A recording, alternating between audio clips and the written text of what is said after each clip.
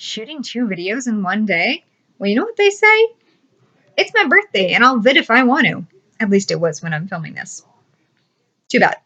So, Shawn the Book Maniac has been doing an alphabet soup tag series, which he comes up with different questions based on letters of the alphabet. He's not doing them in an order, and you don't have to give every answer according to the letter that it's about. Bonus points if you do. Some questions are exactly, but he recently did.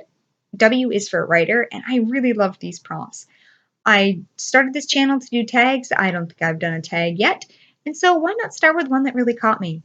So question number 1 is W is for writer, a writer you've met, know, or have seen in real life. Now, I thought I didn't have an answer for this, and then I went, you idiot, you lived down the hall from a writer. She'll come in later. So yeah, I lived down the hall from a writer who maybe might not be famous, but she has had some books called out by some notable YouTubers. So hey, there's that. But I'm going to go with Nikki Andrews, and she wrote the story Framed. She may have more works out now, and it's not well known. It's through a little publishing company, but I was working and she had a shirt on said is I'm a writer, ask me about my book. She had just done a presentation at my local library, and so she told me about her book. And it was just kind of great. I love the fact that she used that as a form of advertising. Also, it doesn't really count, but at my mother's goddaughter's graduation, Stephen King spoke, so I suppose there's that. Number 2, W is for war. The last great book you've read about war and or one you want to read, or why you don't read war books. Now, I'm not sure if it was great, but the last one I technically read that dealt with war itself, and I'm assuming we're talking about wars that happened in our physical world and not fantasy or sci-fi wars, because that would be a different answer, was Postcards, True Stories That Never Happened. And there were a few, this was a collection of graphic novel stories, and a few of them dealt with various real wars. But that wasn't great. Now, I do like books about war, but I like books about the aftermath of war more and about what happened to the common every day. So, like the Garden of Evening Mists was one which I read last year that I just talked about in the previous video I filmed, but it still wasn't great. One that I didn't bring attention to was Coco, and this is about a bunch of friends who met in Vietnam.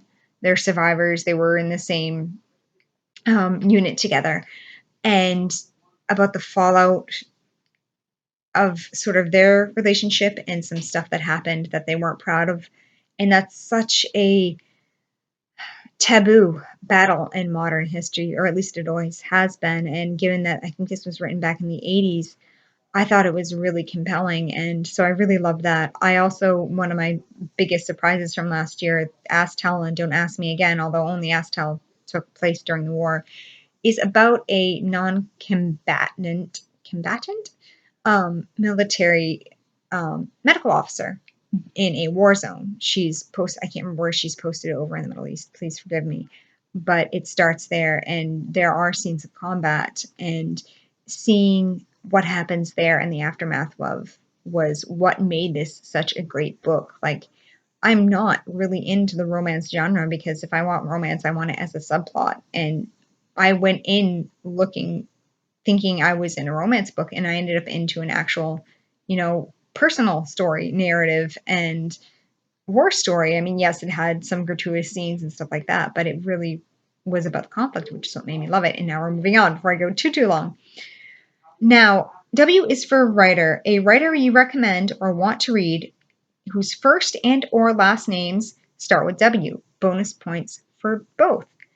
I thought, oh, well, that's impossible. Except for then I realized I haven't read his work, but he's a fandom darling, and Will Wheaton has written an autobiography and several short stories, which I wouldn't mind reading, so we'll go with that. But also, I mentioned Codename Verity a few times in my last video, and that is by Elizabeth Wayne, I believe her name is, and that's fabulous. I also want to give a shout out to Margaret Weiss, and she's known mostly as the co-author of the Dragonlance series core books, but she also is a standalone author, and I've been meaning since high school-ish to tackle her solo work, and I haven't yet, and I feel really guilty about that. So there are those 3 for you.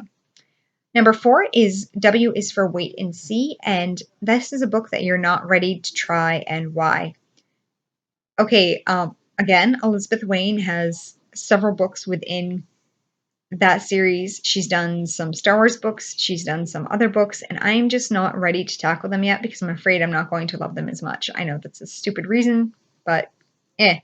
Also, I am not ready to tackle Count of Monte Cristo or Les Miserables, although I'm thinking one of those, or Tale of Two Cities, I think, is one of the clunkers. There's a big chunker of classics that I want to get to that I'm just intimidated over the size of. So I'm going to be ready for one of those this year, but I don't really feel ready. So, okay. Now, W is for what's in a title, and a book that has at least two W's in the title. Now, I'm going to cheat here because I totally forgot to answer this question and just say that I can't count Winds of Winter yet because it's not out yet, but anyone who is a fan of Martin is waiting for this. So we're going to go with it and pretend that I actually, was a good YouTuber and researched that question. Whoops. Sorry. Okay, moving on. A W is for Women. A great book you've recently read by a female. Shawn McGuire, aka Mira Grant, I just read this month. Come Tumbling Down, which is her latest in the Wayward Children, and was it? I get these mixed up. Is it Deadline? I think it's the second in the Newsflash series. I just finished those this month, and she's just fabulous. I always love something about her work, no matter what it is, and I can see where she might sound as pretentious or too feminist or too, in the moment for people, but on an agenda, but she always addresses topics in a way that feels natural to the story. She just doesn't call out things. So there's that. Number 7 is W is for word, one you've encountered recently in your reading that was new to you, and or favorite word. Now, I'm really ashamed to say this, but I am currently reading A Feast in Exile, which I didn't realize was like number 14 in a book series, and it's a vampire story. And there are a lot of words in this that I remember. I'm like, oh yeah, I haven't heard anyone use this in a while, even though it's not totally uncommon, but I've really liked it. But I know very little about Middle Eastern terminology, and although I did try to read more books from that expansive area last year, and I had never come across the term Rajput, which is basically a leader in a hierarchy. And I hadn't heard it, and I felt really ashamed that I hadn't. I mean, yikes. Also, just as a side note, it's not a pretty word, but I love the word paradigm. I just do. I don't know why. I do. Number 8 is W is for weary, a theme, plot twist, and or cliche you're damn tired of. Oh, how much time do you have? How about the only way to be a strong female in any sort of sci-fi fantasy genre is to be arg, battle woman, hard hardened, which is usually then contradicted by something. I can't stand that. I really don't like it when you're trying to sell a action or fantasy or whatever story as that, and it's really a romance. I'm like the biggest shipper in the world. I love romance as a subplot, but it can't be the core to my story. I'm just not usually interested in it. It's not, that just frustrates me so much more. And this is a very unpopular opinion, but can we please have more male protagonists in YA? Now, don't get me wrong. I realize that a lot of genres are predominantly coming from male writers and that strong female representation is great. But do we think that our boys stop reading at middle levels of reading or in teenage years? And that if they are reading, that they might want to read fantasy or something? Or are they just expected to hop up to adult fiction, which, I did both. I still do both. But I feel like there's a big space that's available for books with male protagonists, especially if they're written by women, because we can't be the only ones here.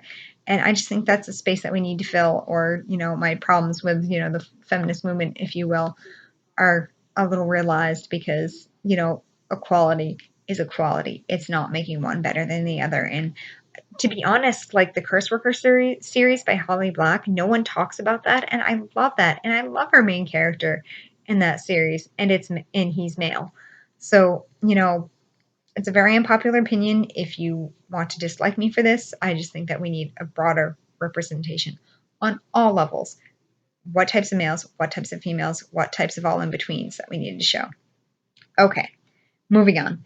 W is for whippersnapper, a writer who writes or wrote shockingly well at a young age. Now, I don't generally pay attention to the age of writers, and so I'm going to call back to the first question and just say that Chelsea Cameron, I knew her. She was sort of friends of mine in college. She lived down the hall from me, and her first romance novel with an LGBT protagonist shot up on the Amazon charts. And so she did really well for herself. And I'm ashamed to say I still haven't read that work of hers. And I need to. Please forgive me. This is before I had my Audible trick and stuff like that. So, and I don't have an e reader. I can't read well digitally. So I now have access, is what I'm getting to. But the fact that she was able to achieve that on a self published work was, at least I think that one was self-published. I know she parted ways with her publisher at one point. Um, I was really proud of her, even though I'm not, buddy with her, but I was happy. What can I say? And finally is 10, which is the weakest link in a series or a um, author's work so far, and I'm actually going to go with A Lion Among Men, which is book 3 in the Wicked cycle by Gregory Maguire. That was probably the weakest, I think. It really took you away from the core characters, and I understand why it did, but at the same time, uh, it didn't click with me as well. Although I will say of his work overall, I connected probably the least with Lost, although I haven't read. I can't remember what the one. It has strong Christian themes. The Woman of something. I can't remember what that one is. I haven't got, or The Girl Next Door or something. I can't remember what that one is. Forgive me. But I haven't read that one. But of the fantasy ones I've read, that was probably his weakest. And the final question is to tag people. But since no one watches, I don't think there's really even any point of me tagging. But if you like this, please check out his original video. I will link it. And thank you for watching. Toodles!